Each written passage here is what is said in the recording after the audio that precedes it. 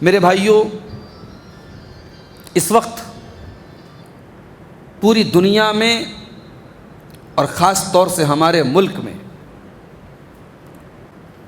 جو حالات ہیں وہ ہم سے چھپے ہوئے نہیں ہیں، اور وہ امت جو دنیا کی سب سے بہترین امت ہے، جسے اللہ تعالیٰ نے خیر امت کا لقب دیا ہے، کنتم خیر امت، وہ امت جس کو اللہ تعالیٰ نے سب سے بہترین اور سب سے اچھی اور سب سے درمیان والی امت قرار دیا ہے۔ وَكَذَلِكَ جَعَلْنَاكُمْ أُمَّةً وَسَطًا، وہ امت جس کے پاس لا الہ الا اللہ کی طاقت ہے۔ اس وقت پورے روئے زمین پر ہمارے علاوہ کسی اور کے پاس یہ کلمہ نہیں ہے، توحید نہیں ہے، اللہ کی معرفت نہیں ہے۔ ہم مسلمان دنیا کی اکلوتی قوم ہیں، ہمارے پاس اللہ تعالیٰ کی صحیح معرفت ہے، ہم اپنے کریٹر کو، اپنے مالک کو، اپنے رب کو پہچانتے ہیں۔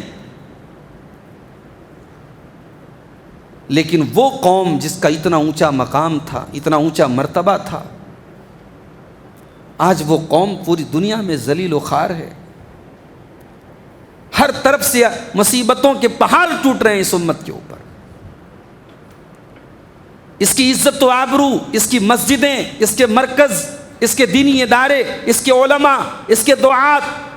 سب خطرے میں ہیں۔ کیوں ایسا ہے؟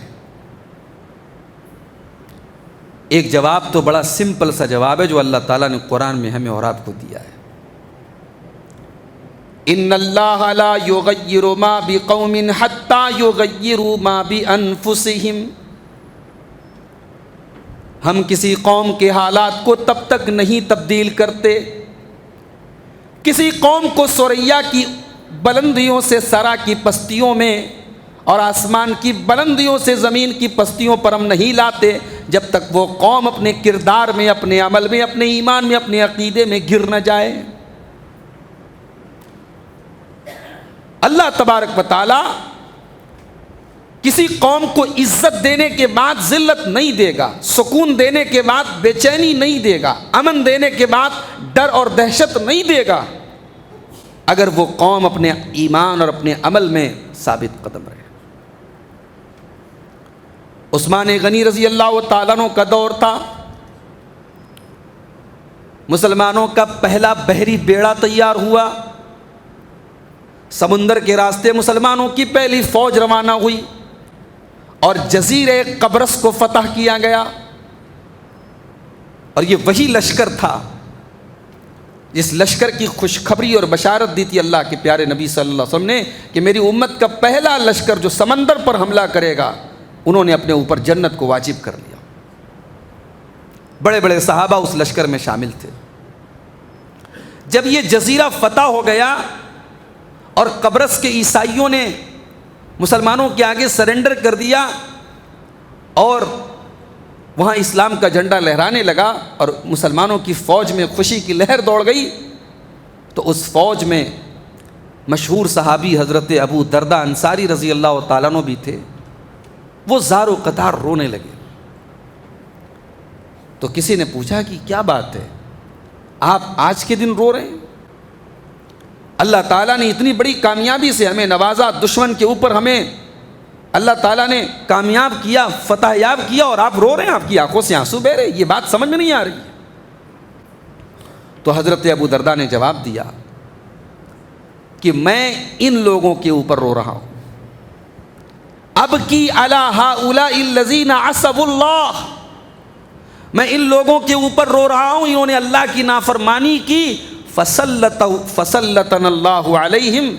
اور جب انہوں نے اللہ کی نافرمانی کی، گناہ کیا، کفر کیا، شرک کیا، تو آج اللہ تعالیٰ نے ہمیں ان کے اوپر حاوی کر دیا، ہمیں ان کے اوپر مسلط کر دیا، اور آج یہ ہمارے محکوم بن گئے، ہم ان کے اوپر حاکم بن گئے۔ وَأَخْشَىٰ أَن يَأْتِيَ يَوْمٌ، اور مجھے ڈر ہے اس بات کا کہ ایک ایسا دن بھی آئے گا، يُقَصِّرُ الْمُسْلِمُونَ فِي طَاعَةِ اللَّهِ، جب مسلمان یہی کام کریں گے، مسلمان اللہ کے نافرمان بن جائیں گے، مسلمان اللہ تعالیٰ کی اطاعت میں کوتاہیاں کریں گے، اور اللہ تعالیٰ مسلمانوں کے اوپر ان کے دشمنوں کو مسلط کر دے گا، ان کے دشمنوں کو ان کے اوپر لاد دے گا۔ مجھے ڈر ہے اس بات کا۔ اللہ کا قانون تو وہی رہا ہے نا میرے بھائیوں۔ قرآن میں اللہ نے بار بار یہودیوں کے جرائم بیان کیے، نصارہ کے جرائم بیان کیے، قوم عاد کی شرارتوں کا ذکر کیا، قوم سمود کی شرارتوں کا ذکر کیا، فرعون کے تکبر کا ذکر کیا، نمرود کا ذکر کیا۔ یہ کیوں ذکر کیا؟ یہ اسی لیے ذکر کیا کہ مسلمانوں تم دنیا کی سب سے بہترین امت ہو، مگر یہ کرتوت جو تم سے پہلے کی امتوں نے کیا ہے، یہ کرتوت تم کرو گے تو تم بھی بچ نہیں سکتے۔ اور آج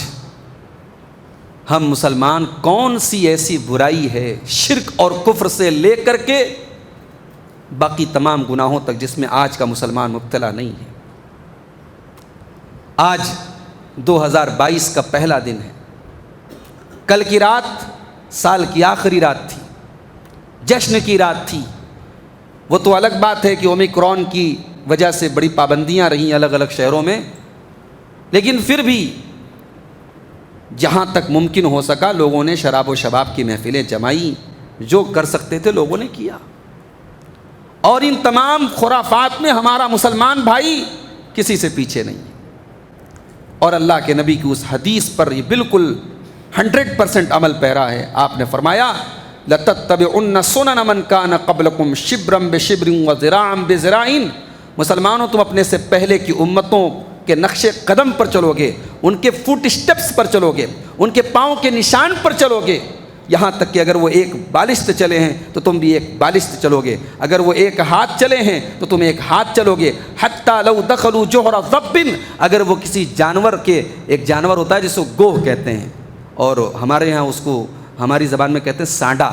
تو سانڈا یا گوہ کے بل میں اگر وہ کوئی قوم چلی جائے گی تو تم اس کے بل میں چلے جاؤ گے۔ یعنی جو چیز لاجیکلی بالکل غلط لگ رہی ہے، بالکل واہیات لگ رہی ہے، لیکن تم دوسروں کی اندھی تقلید میں اتنے مبتلا ہو جاؤ گے کہ تم ان کے پیچھے پیچھے چلو گے۔